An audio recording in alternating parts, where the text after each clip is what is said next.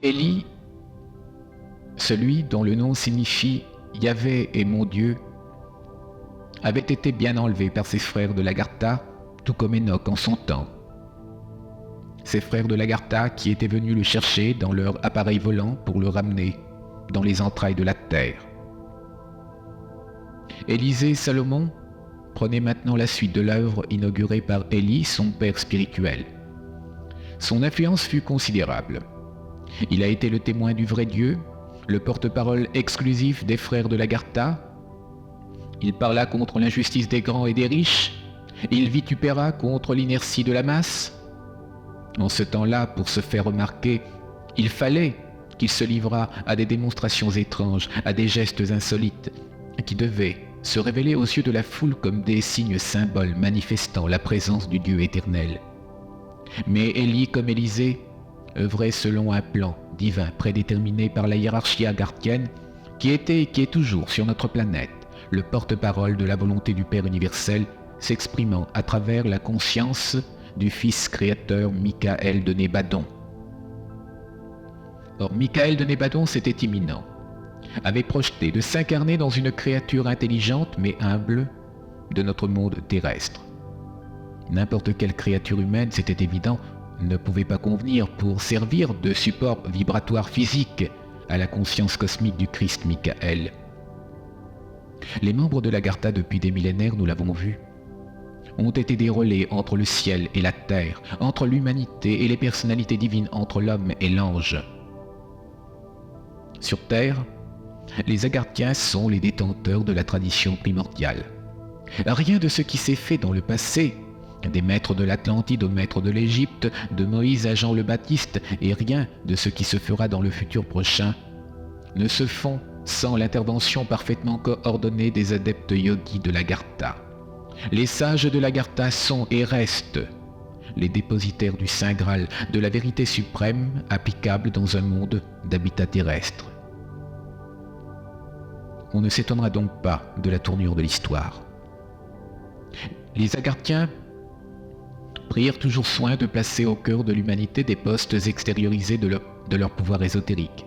Ce fut ainsi que des écoles de mystère furent implantées ici et là sur la planète. Ce fut ainsi que les temples d'Égypte avaient été des relais agarthiens. Ce fut ainsi qu'en Israël, les Agarthiens instituèrent l'école des Naziréens, l'école de prophétie par excellence. C'est quoi la prophétie?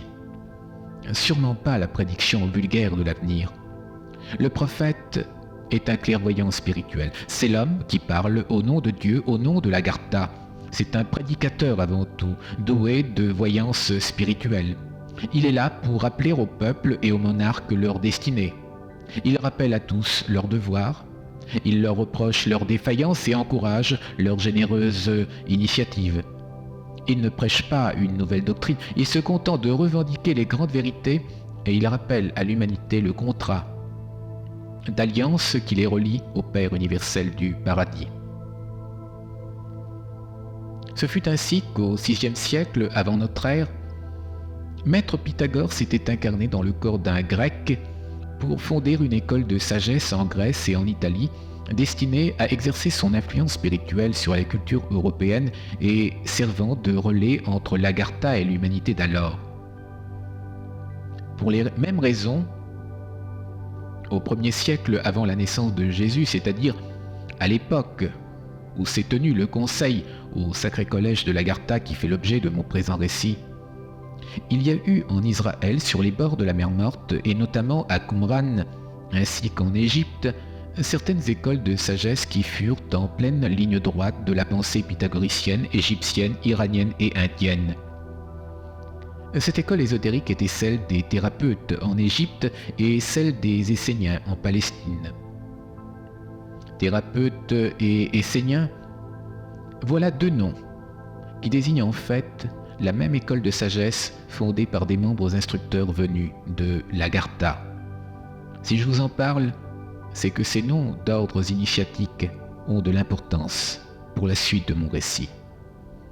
On imagine parfois trop aisément que l'histoire est une succession d'événements dont on doit la manifestation et l'agencement au seul hasard. Je l'ai dit et répété, le hasard n'existe pas. Mais il peut exister des incidents ou des accidents de parcours dans la séquence des événements historiques. Cela fait partie de ce sel qui donne du piquant à l'aventure terrestre. On oublie ou on ne cherche pas à savoir qu'un fil conducteur constitue la trame secrète des forces à l'œuvre dans les processus de la vie en évolution. L'humanité fait partie intégrante de ces processus, et l'Agartha en est le fil conducteur.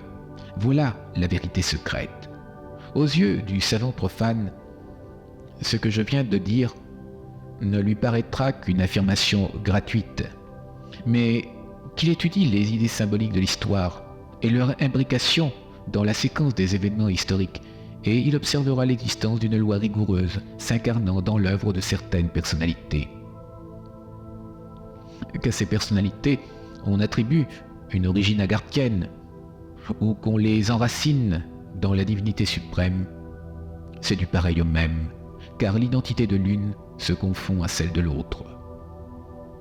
Il est tout de même pourtant assez étrange que les œuvres d'Élysée seront comme une préfiguration des œuvres du Christ Michael de Nébadon. Élysée ne produisait-il pas des miracles de guérison? N'accomplissait-il pas des phénomènes de lévitation comme celui de la hache surnageant les eaux? N'exerçait-il pas une fascination sur les foules? Et puis, ne multipliait-il pas lui aussi les pains? Un jour, un homme de Baal-Salissa vint lui apporter une vingtaine de pains d'orge et du blé frais dans son sac. Élysée lui ordonna de les distribuer à une centaine de personnes. Le serviteur lui demanda comment cela pouvait-il se faire. Élysée rétorqua : « Voici ce que dit le Seigneur. On en mangera et il y en aura de reste. » Et les choses se passèrent exactement comme il les avait annoncées. Pour le grand pontife de l'Agartha et le conseil du Sacré Collège réunis en session extraordinaire, il n'y avait pas de doute à propos du frère Élysée. C'était celui qui présentait les caractéristiques les plus évidentes pour préparer la venue prochaine de Michael de Nébadon sur notre terre. Élysée possédait dans sa mémoire supraconsciente une gamme extrêmement riche d'expériences humaines et spirituelles. Dans le gouvernement des affaires du monde, il avait fait preuve d'une grande intelligence. Il avait expérimenté la vie conjugale comme aucun homme avant lui. Il a commis des fautes graves, mais il a su en tirer les leçons. Il a été aimé et haï de beaucoup. Il a été fidèle envers ses engagements intérieurs. L'ensemble de ces expériences constituera pour le Christ Michael une mine inépuisable d'informations sur les comportements, les qualités et les faiblesses de la nature humaine. Il était donc bien entendu pour Élysée qu'il allait devoir s'incarner incessamment dans une autre forme matérielle. Dans cette prochaine vie qui s'annonce, il s'appellerait Jésus. En tant que Jésus, il était clair pour lui qu'il allait être conduit par l'esprit du Christ Michael pendant les 30 premières années de cette existence terrestre. Par ce phénomène extraordinaire de possession divine, Christ Michael prendrait pleinement connaissance du contenu de toutes les mémoires de ses vies antérieures et finalement, par un acte de sacrifice suprême, Jésus abandonnerait sa forme corporelle au maître créateur de Nébadon, le Christ Michael. C'est là un mystère très difficile à comprendre pour la pensée mortelle d'un homme incarné. Quoi qu'il en fût, les dés étaient maintenant jetés. Pendant plusieurs années, les hautes autorités de l'Agartha étudièrent les conditions politiques régnantes sur la planète. Ils observèrent que la Palestine et tout le Moyen-Orient en général, avec l'Égypte, apparaissaient comme le carrefour commercial du monde et donc comme un creuset racial propice à l'épanouissement d'un certain cosmopolisme à la fois biologique et culturel. Il était très important que cette qualité fut réunie dans ceux qui allaient devenir les géniteurs de Jésus. Pour Lagartha désormais, dans les décennies à venir, la réincarnation d'Élisée en tant que Jésus et d'autres personnalités qui devraient l'accompagner dans sa mission constituait le dossier numéro 1. Quelques années ont passé depuis le dernier conclave agarthien. Gabriel de Salvington, chef exécutif de la politique de Nébadon, se trouvait en mission sur notre planète terrestre. Il la visita de long en large afin d'observer les divers groupes humains. Il examina très attentivement les caractéristiques spirituelles, intellectuelles, raciales et géographiques de notre monde et de nos peuples. Son attention fut particulièrement attirée par cette région du monde que sont la Syrie-Palestine et la frontière d'Orient. Cette partie du monde moyen-oriental était intéressante à plus d'un titre. Elle était un creuset racial et culturel où l'on pouvait noter un mélange efficace du sang des Andonites avec celui des Nodites, le tout surélevé par l'apport de sang violet arien des fils d'Adam. Cette formule biologique se retrouvait dans de nombreux éléments composant la race véritable des Hébreux. Les véritables Israéliens ne sont pas de purs Sémites. Ce sont des Hébreux, c'est-à-dire des peuples arianisés par le sang d'Adam et Ève, exactement comme les Ariens de l'Inde, les Grecs, les Perses, les Latins, les Saxons, les Teutons, les Slaves et les Américains. Mais il est vrai qu'un certain nombre d'éléments juifs qu'on ne peut enclore sous le générique de race hébraïque aryenne constituaient une race sémitique qui avait été imperméable à l'apport du sang adamique. Ceci est très vrai pour d'autres peuples. Gabriel de Salvington en vint donc à conclure naturellement que les Hébreux, en tant que race blanche arianisée et cosmopolite, possédaient les avantages relatifs qui justifiaient leur sélection comme race d'effusion. Le rapport de cette observation fut présenté au bureau de la capitale de notre univers local. Après examen de ce rapport, Michael approuva pleinement la décision de Gabriel dans le choix des conditions qui allaient déterminer ultérieurement l'incarnation du Fils créateur dans une forme humaine. Les conclusions de ce rapport furent également communiquées au grand pontife de Lagartha. Aussitôt, celui-ci dépêcha dans le monde une commission de plusieurs personnalités agarthiennes chargée de faire le point sur les conditions politico-religieuses qui régnaient dans les années 96 à 31 avant la naissance de Jésus. Voici en quels termes le superviseur de cette commission présenta son analyse de la politique au grand maître de Lagartha. Vénérable maître pontife, conformément à ton désir, nous te rapportons les résultats de notre analyse de la condition du monde politique dans le secteur moyen-oriental de notre planète. Les conclusions de cette étude embrassent une période de 65 années, soit les années 96 à 31. Nous avons trouvé les conditions du monde plutôt difficiles et problématiques, mais cependant non dénuées d'intérêt et porteurs d'espérances nouvelles. Nous remarquons d'abord que les guerres civiles et les dictatures militaires ont tendance à prédominer. L'impérialisme de Rome domine tout le bassin de la Méditerranée et s'étend bien au-delà des frontières de son rivage. Nous observons que l'accroissement des tentatives d'expansion romaine sont à l'origine apparemment de nombreuses guerres civiles et des conflits intestins. Nous avons cherché à savoir si la soumission à Rome de tous les territoires conquis a été un bienfait pour ces derniers. Vu l'état actuel des choses, nous penchons vers l'affirmative. Ces bienfaits, nous les résumons simplement de la façon suivante. Les conquêtes impériales ont ouvert des voies, des routes nombreuses, militaires ou autres, qui ont grandement facilité la circulation des hommes et des denrées. L'outillage économique, déjà très avancé, s'est encore perfectionné.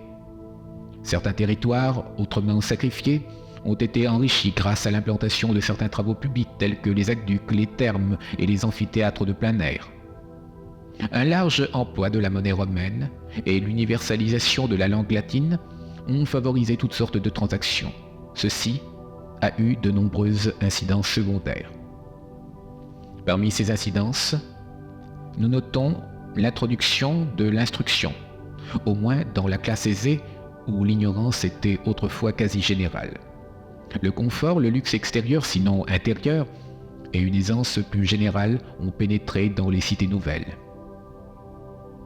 Dans les temps hellénistiques, nous observons que l'Orient a connu une période active de luttes âpres de toutes sortes. La conquête romaine, en plaçant sous l'emprise de sa loi les terres occupées, a permis d'établir une paix générale. Toutefois, cette paix romaine a été obtenue en imposant par principe la suprématie de l'élément racial aristocratique, c'est-à-dire la classe des possédants. La paix romaine a éliminé certes les grosses pommes de discorde, mais ce résultat est la conséquence d'une humiliation des peuples, un simple effet de son asservissement. Le peuple attend avec ardeur un sauveur politique. L'idée d'un messie politique est actuellement en vogue chez les peuples de Palestine. Nous ne pouvons nier que l'œuvre civilisatrice de Rome est incontestable, mais cette culture se paye cher là où elle a pris racine. Le génie original des peuples paraît être étouffé dans son germe. En contrepartie, Rome a légué un héritage non négligeable qui est passé dans les mœurs des pays colonisés. Systèmes et cadres gouvernementaux, théories juridiques, usages privés et le reste. Frère pontife, bien que Rome reste un exemple inoubliable de volonté et d'ambition sans bornes, il n'en reste pas moins que sa volonté de conquête est partie d'une visée de lucre. La richesse, qui est le nerf de la guerre, a été pour elle son instrument principal de domination. Le droit des peuples à disposer d'eux-mêmes, qui n'effleura pratiquement jamais l'esprit des gens, trop habitués qu'ils étaient à être asservis au royaume de César, est une notion moderne. L'invasion de Rome a entraîné la curée des royaumes et le pillage des peuples. La guerre civile ravagea les classes sociales les plus pauvres. Dans la domination du monde, la population italienne n'a pas vu que la gloire. Elle se proposait pour fin le bien-être et le luxe raffiné. Mais au lieu de ces espérances, la dépopulation gagna l'Empire romain en dépit de toutes les mesures prises pour l'enrayer. Les guerres continuelles avaient fini par dépeupler les champs, à supprimer l'artisanat, à diminuer la richesse privée. Ce fut de la sorte que l'on liquida certaines idées de la pensée initiatique antique. L'anarchie administrative entraîna dans tout le royaume latin une sorte de lassitude universelle où les jalousies politiques briguaient le gouvernement de chacun des royaumes conquis à l'étranger. Tout prétendant à un royaume avait intérêt à imposer sa dictature militaire et se poser en champion de la cause romaine. Chaque gouverneur de région était une sorte de roitelet, un César, un dieu sans généalogie. Ce titre d'Auguste César ne dépendait d'aucune règle fixe et constitutionnelle de transmission, mais il s'obtenait par la dictature militaire, par la cruauté, et le Sénat ratifiait cette décision des armes.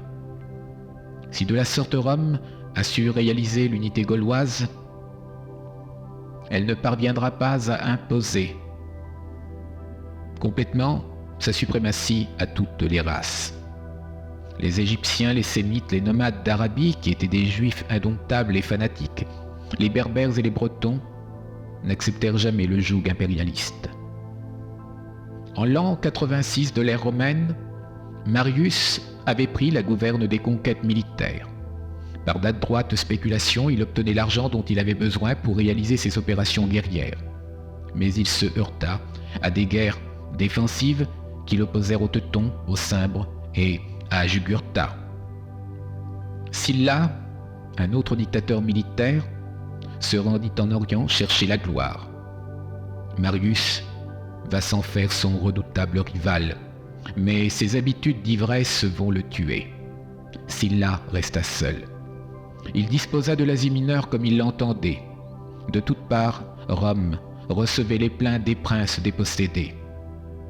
L'exacerbation de Mithridate VII, roi de Pont, fut portée à son comble. Il déclara la guerre aux Romains. À la tête des légions romaines, on trouva Aquilius. Celui-ci tomba entre les mains de son adversaire Mithridate, qui lui fit ingurgiter de l'or fondu. Les troupes de Mithridate balayèrent tout le pays jusqu'à l'archipel. Si vous avez aimé cette vidéo, n'hésitez pas à mettre un j'aime et à vous abonner à la chaîne Piotr Phoenix. C'est gratuit. Ce petit geste nous aide beaucoup pour permettre à un plus grand nombre de personnes de découvrir nos vidéos. Merci à vous.